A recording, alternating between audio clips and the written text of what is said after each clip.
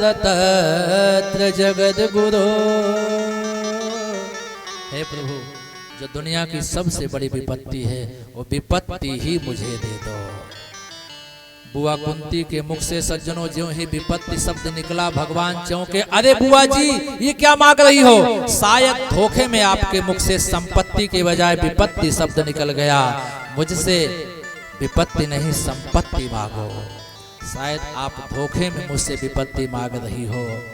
बुआ कुंती कहती है, नहीं नहीं केशव, मैं धोखे में नहीं, मैं जानबूझ करके आपसे विपत्ति मांग रही हूँ। भगवान कहते हैं, बुआ जी मैं अपने भक्तों के सामने जब खड़ा हो जाता हूँ तो मेरे भक्त तो कल्पनाओं में डूब जाते हैं कि सामने भगवान खड़े हैं, इनसे क्या मांगूं, क्या मांगूं इनसे। तो मैं स्वयं देने के लिए तैयार हूं, तो आपसे मांगते नहीं बनता। बुआ कुंती कहती है, नहीं नहीं केशव, मुझसे मांगते बन रहा है।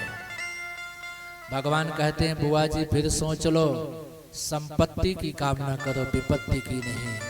बुआ कुंती ने कहा, केशव ऐसी विपत्ति मेरे लिए पर्याप्त है, जो विपत्ति मैं आपसे मांग रही हूं।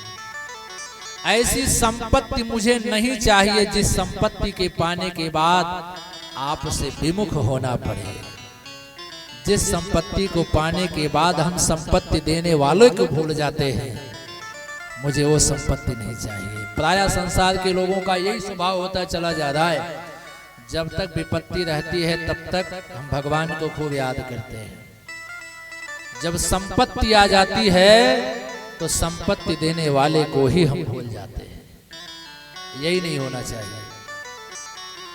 जब तक मेरे पुत्रों पर विपत्ति रही प्रभु, तब तक तो आपका साथ रहा, और संपत्ति आ गई तो आप साथ छोड़ करके चले जा रहे हो। ऐसी संपत्ति मुझे नहीं चाहिए। सुदामा जी द्वारकाधीश के यहां जब गए हुए थे